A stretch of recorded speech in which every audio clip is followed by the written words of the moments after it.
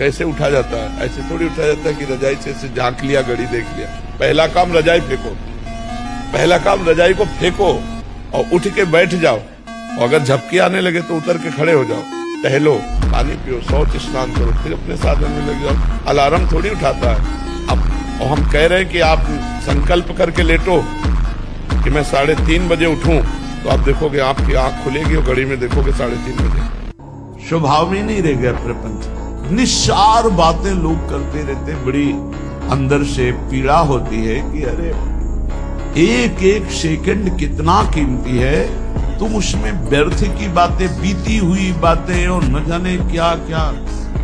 प्रपंच का स्वभाव पक्का समझ लीजिए बुढ़ापे में परिपक्व हो जाता है। जिनको ये भाव होना कि अभी हम सब कमा खा के को बुढ़ापे में परब्रह्म की प्राप्ति कर लेंगे, बूढ़ा तोता राम राम नहीं रखता, उसको बाल्यावस्था से सिखाया जाता है। जो सिखाया जाता है वही बोलेगा। ऐसे ही तुम्हारा मन जो है जीवन में यदि प्रपंच में लगा लिया तो प्रपंच स्वभावा, अगर श्री भगवान में लगाया तो देखो कितना बढ़िया।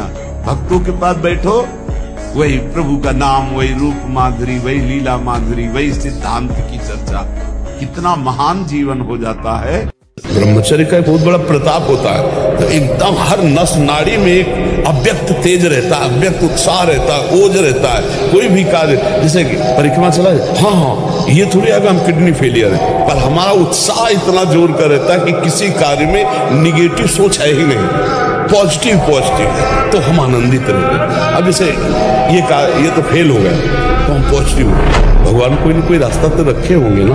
अब हम चिंतित नहीं हो गए अब क्या होगा, हाय क्या, वही होगा तो मंगल विधान। राम नाम, कृष्ण नाम, हरि नाम, राधा नाम, जो प्रिय लगे नाम जपोगे तभी तुम्हारा मंगल होगा। मन तो सबका भटकता है, क्या बूढ़े का नहीं भटकता? क्या आपको लगता है आप जवान हो तो आपका भटकता है? आप 90 साल के बूढ़े व्यक्ति से पूछ लो, क्या मन उसका समाधिस्थ है? क्या अगर अभ्यास भजन में नहीं किया तो भोगों में ही तो जाएगा, और भोगों में जिसका मन गया वो चंचल ही तो है।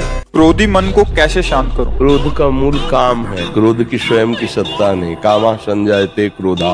पहली बात ये कि आजकल अपने लोग ऐसे आचरण करते हैं जिससे हमारी क्षमता शारीरिक और बौद्धिक दोनों नष्ट हो रही है। खान पान और ब्रह्मचर्यहीनता, अगर संयम से रहा जाए, गृहस्थ भी ब्याह भी हो जाए तो भी संयम से रहा जाए, खान पान पवित्र किया जाए और प्रभु का नाम जप किया जाए। हमें क्रोध कब आता है? जब हमारे निगेटिव प्रतिकूल कोई बात होती है, अपने हाल तुरंत होने शुरू हो जाती है। जब हम क्रोध करते हैं हृदय जलने लगता है, विचार गंदे होने लगते हैं, भावना हमारी हमको जलाने लगती है। तो इसको मिटाना ही हमारे लिए कर्तव्य है, और ये पवित्र बुद्धि विवेक के द्वारा मिटाया जा सकता, दूसरी कोई दवा नहीं। जितनी भी नई पीढ़ी है गंदे नशों में जा रही है, गंदे आचरणों में जा रही है, वो ब्रह्मचर्य को कुछ समझ ही नहीं रहे, उसको खिलवाड़ समझ रहे हैं, मनोरंजन समझ रहे हैं। तो थोड़ा ब्रह्मचर्य पर ध्यान दो, आहार शुद्ध रखो, गंदे लोगों का संग न करो और नाम जप करो, तो आपकी बुद्धि में विवेक आने लगेगा, क्षमता आने लगेगी उसको काटने की। काट दिया तो बात बन जाएगी। और जब कभी कोई क्रोध दिलाने वाली बात आवे तो निश्चित समझो आपके किसी पाप का नाश करने के लिए वो भगवान लीला रचे। चुपचाप बचा के निकल जाओ, अपने को भी और सामने वाले को। कोई भी विघ्न कितना भी बड़ा आवे, हमें किसी का सहयोग नहीं लेना। बड़े से बड़े विघ्न में अपने इष्ट देव के सिवाय किसी और का भरोसा नहीं आना चाहिए। भाई किसी और के पास जाके हम हाथ जोड़ के कहें हमें सताया जा रहा है, आप हमारा सहयोग की, वो भक्त नहीं, वो संसारी है। भक्त किसी की तरफ आंख उठा के इस बात के लिए नहीं देख सकता कि मेरे जीवन में विपत्ति आई, संकट आई, गरीबी आई, आदि आदि आदि अमुक कोई सहयोग कर दे। नहीं, भाई किसी स्त्री के रूप की बात, किसी स्त्री के स्वभाव की बात हो रही है तो हमें सुनने में क्या परेशानी है? तो कह रहे यस्य मनः स्त्रियास् चिंतने संलग्नम सा भगवत चिंतनम कथमपि न कर्तुं शक्नोति। जिसका मन स्त्री का चिंतन करने लगा उसकी सामर्थ्य नहीं है तो भगवत चिंतन कर सके। बहुत सावधान आचार्यों की वाणी है। स्त्री चिंतने कामस्य उत्पत्ति भवति। स्त्री का चिंतन निश्चित काम को उत्पन्न कर देता है। उचित है कि साधक को स्त्री संबंधी वार्ता बिल्कुल नहीं करनी चाहिए। स्त्री संबंधी वार्ता न सुनिया, स्त्री संबंधी कई वार्ता हो रही हो नहीं सुनना चाहिए। किसी की मत सुनो, हमारी तो सुनो। मैं अखंड बाल ब्रह्मचारी गौ भगत, देश धर्म के लिए जीवन समर्पित कर चुका गौ माता के लिए, हमारी तो आप बात सुन सकते हो। आप किसी की मत सुनो। मैं किसी दल से नहीं, किसी पार्टी से नहीं, लेकिन मैं उस पार्टी का समर्थन करता हूँ जो गोमाता, राष्ट्रमाता, ब्रह्मचर्य, चरित्र, शाकाहार, राष्ट्रभक्ति, सनातन को और चरित्र को बढ़ावा देती है। और अगर आप सच्चे नेता हो, अभिनेता हो, सच्चे अधिकारी हो, निश्चित तौर पर नशा मुक्त भारत बना दो। बस मेरी आपसे यही गुजारिश है। मेरी आपसे कोई धन की इच्छा नहीं, किसी चीज की इच्छा नहीं, मेरी सारी इच्छा पूरी हो जाएंगे।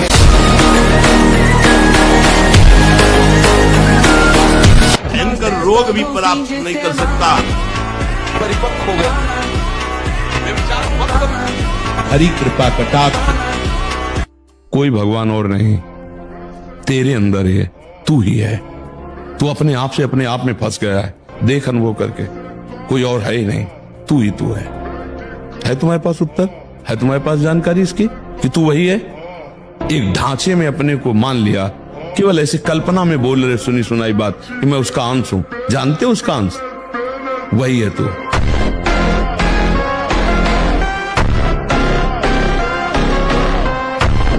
पड़े पड़े 9 बजे तक सो रहे हो, बेड में चाय पी रहे हो, क्या जवानी, क्या परमार्थ, क्या मनुष्य शरीर।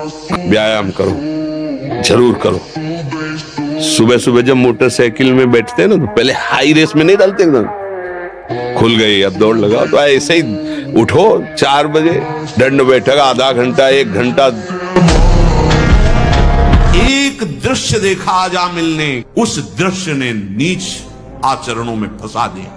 एक दृश्य देखा सौभरी ऋषि ने मछली की, 50 राजकुमारियों से ब्याह किया जाके मानधाता की। दृश्य ही देखने मात्र से भ्रष्ट हो जाना होता है। फिर आप उसको तो सर्च करके, इच्छा करके देख रहे हैं। हाथ जोड़कर प्रार्थना है, इस आग से बचो। ये आग तुम्हारे सुकृतों का नाश करके, तुम्हारी जीवनी शक्ति का नाश करके तुम्हें ऐसे चिंता, शोक, ऐसे दुख में फंसा देगी, नहीं निकल पाओ। हम कह रहे हैं 5 मिनट आप बाबागिरी वाला काम करो। 5 मिनट अपने मन को एक नाम में 5 मिनट लगा के दिखाओ, हटने न पावे 5 मिनट, तो फिर पता चले बाबागिरी क्या। 24 घंटे परमात्मा में चित्त को लगाना और सबकी सहना, हर दुख सुख सहना। आप क्या समझते, केवल भोजन की जरूरत है क्या? अरे सबके पास हृदय है, सबके पास शरीर है। वो सारे विकार आते हैं जो तुम्हारे अंदर आते हैं, उन विकारों को सहना, भगवान के प्रति पूर्ण समर्पित होना और संसार के दुख सुख को सह जाना। अब बार बार सामने आपको जो गुरु मंत्र मिला है उसको लिखिए, कोई माला नहीं, बहुत आराम से, कोई जल्दीबाजी नहीं, 1 मिनट में एक बार लिखेंगे। यहाँ कोई संख्या हम नहीं बोल रहे, यहाँ कोई आपको नहीं 108 बार करना है कि 50 बार करना, 5 बार करो, 5 बार आराम से, शांत बैठे, खूब आराम से बढ़िया रहा, बहुत बढ़िया था, राधा राधा राधा। आप देख लीजिए, अब ये भाग जहां रहा है, पकड़ो, कहां भाग के जा रहा है। पहली बात तो है, सुबह उठो, 5 भक्तों को याद करो, तुम्हारे जो ध्यान में आते हैं, 5 महापुरुषों को याद करके प्रणाम करो। धरती को प्रणाम करो, माता पिता को माथा रखकर प्रणाम करो, देवी सरस्वती को प्रणाम करो। इसके बाद कुछ जल पियो, थोड़ा टहलो। तब पे विपत्तियां, संघर्ष है, इनसे हमें लड़ना है, उससे हमें पार करना है, ठीक है। नींद को दूर करने का उपाय क्या है? पहला उपाय, जब आप जप और ध्यान करें उस समय कठोर आसन होना चाहिए, सिद्धासन या पद्मासन। जब लगाओ पद्मासन, नींद आ जाए तो हमें बता दें। जब आपका जप शुरू हो और आपको नींद आने लगे तो खड़े होने, खड़े होने में भी, चलते चलते भी नींद आने लगे। अगर इतने पर भी नींद ना आते तो भी नाम कीर्तन करो, गुण कीर्तन करो, पद गाने लगो, लेकिन नींद को बर्दाश्त मत करो। दूसरा, अपने इष्ट देव के चित्र को अपने पास रखो और बार बार उसे देखो, ये बहुत लाभदायक होता है नवीन साधक के। तीसरी बात, रो भगवान से, प्रभु मुझे नींद बहुत सता रही, कृपा करो, भजन में प्रीति हो। चौथा, 2-4 साधक एक साथ बैठकर भजन करो और 1-2 आपस में कह दो कि अगर हमें नींद आवे, हमारी चुटकी काट देना, हमारे ऊपर जल डाल देना, एक दूसरे को ऐसा, और एक दूसरे का भय। और बड़ी खास बात है कि जब हम झुक कर बैठते हैं तो सुषुम्ना नाड़ी बंद हो जाती है। सकते नहीं, ब्रह्मचर्य में एक महान पावर है। ब्रह्मचर्य एक आध्यात्मिक शक्ति है, चाहे स्त्री हो चाहे पुरुष। आप ब्रह्मचर्य के देखो, आपको रोगों से लड़ने की सामर्थ्य, बौद्धिक स्तर आपका बहुत प्रवीण, और बस शरीर भले ऐसे हो, आपके अंदर आत्मबल, बहुत जोश, पावर है, पावर।